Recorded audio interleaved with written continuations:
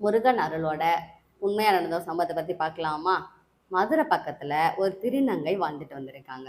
சமூகத்தில் அவங்க நிறைய பேரால் புறக்கணிக்கப்பட்டிருக்காங்க. எங்கே போனாலும் அவமானம், வேலைக்கான வாய்ப்பும் இல்லை. வாழ்க்கை மிகவும் கடினமாக இருந்தது. ஒரு நாள் மனமுடைந்து திருப்பரங்குன்றம் முருகன் கோயிலுக்கு நேராக போனாங்க. அங்கே மலையடி வாரத்தில் உட்காந்தாங்க. முருகா, என்னை ஏன் இப்படி படைச்ச? இப்படி நான் பிறந்ததுக்கு பிறக்காமலே இருந்திருக்கலாமே. நீ என்னை ரொம்ப சிரமப்படுத்துகிற, எல்லாரும் ரொம்ப கேலி பண்ணுறாங்க, எனக்கு வாழவே பிடிக்கல அப்படின்னு சொல்லி கண்ணீர் மல்க அழுகுறாங்கங்க. அதுக்கப்புறம் வீட்டுக்கு போனாங்க. வீட்டுக்கு போன அன்னைக்கு நைட்டு முருகன் கனவுல வந்திருக்காரு. அவர் கனவுல வந்து என்ன சொன்னார் பார்த்தீங்கன்னா, குழந்தையே, உன்னை யாரும் தாழ்வாக எண்ண முடியாது.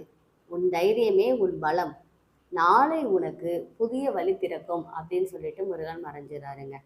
அதிசயமா மறுநாள் காலையில் அவங்களுக்கு ஒரு சமூக சேவை அமைப்பில் நல்ல வேலை கிடச்சிருச்சு. அந்த வேலை வாய்ப்பு மூலம் அவங்களோட வாழ்க்கை மாறிடுச்சு. இன்றைக்கி என்ன பண்ணிக்கிட்டு வராங்கன்னு பார்த்தீங்கன்னா, அந்த திருநங்கை தான் பல திருநங்கைகளுக்கு உதவி செஞ்சுக்கிட்டு வர்றாங்க. அவங்க எப்போதும் சொல்கிற ஒரே வார்த்தை என்னென்னா, முருகன் துணை இருந்தால் யாரும் நம்மை அடக்க முடியாது.